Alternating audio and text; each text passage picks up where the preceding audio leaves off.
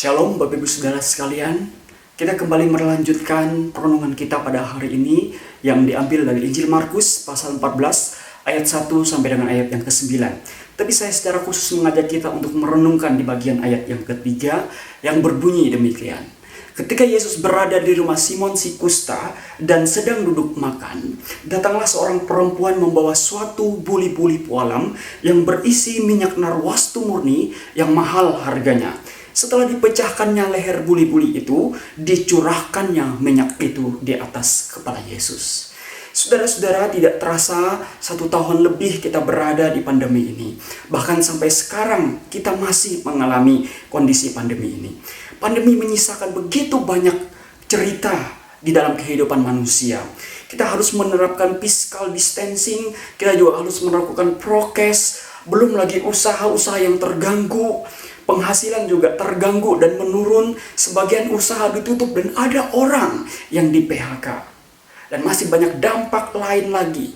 Tapi meskipun begitu, saya percaya kita sebagai umat Tuhan, sebagai anak-anak Tuhan, anugerah Tuhan selalu mencukupi kehidupan kita. Saudara-saudara, kita perlu bertanya pada diri kita, di tengah pandemi yang kita hadapi hari ini, masihkah kita harus memberi yang terbaik bagi Tuhan kita?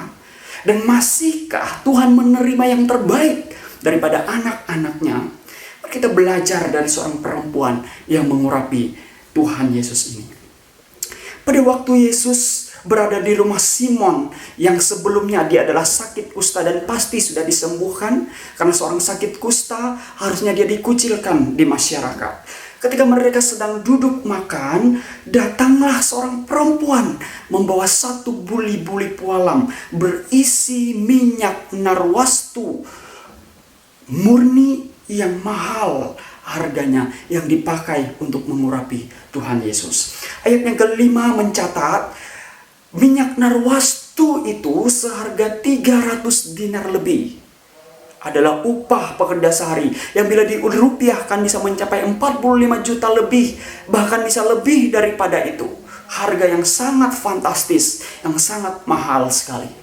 Minyak narwastu ini secara umum dipakai untuk hari-hari khusus.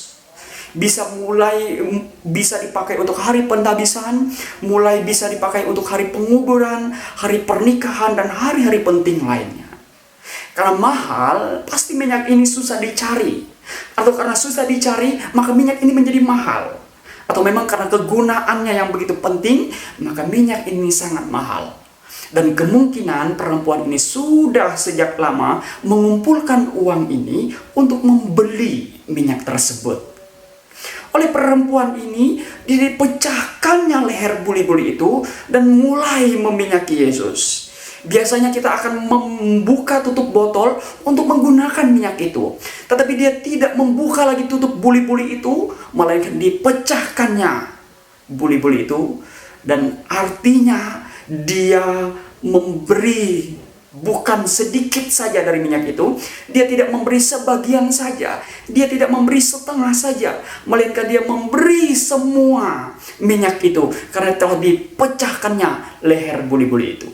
Tidak ada yang tersisa lagi, tidak ada lagi yang dipertahankan, semuanya diberikan kepada Yesus. Dia memberi yang terbaik, yang termahal dari apa yang dia punya untuk Tuhan Yesus sebelum kematian Tuhan. Mengapa dia melakukan hal itu? Karena Tuhan layak menerima yang terbaik. Hal terbaik yang dia berikan kepada Tuhan menjadi seperti minyak yang wangi, yang mengharumkan ruangan itu, yang siapa saja menciumnya pasti menikmati keharuman daripada minyak itu. Saudara-saudara, apa yang kita berikan kepada Tuhan? Mungkin itu persembahan uang kita, mungkin itu adalah waktu kita, mungkin itu adalah pelayanan kita, mungkin itu adalah kasih kita, mungkin itu adalah pikiran kita, kekuatan kita, pelayanan kita, dan mungkin itu adalah hidup kita. Berikanlah yang terbaik bagi dia. Biarlah hal yang terbaik yang kita berikan kepada dia menjadi satu ekspresi kasih kita kepada Tuhan yang tak dibatasi oleh apapun. Kiranya Tuhan memberkati kita sekalian. Amin.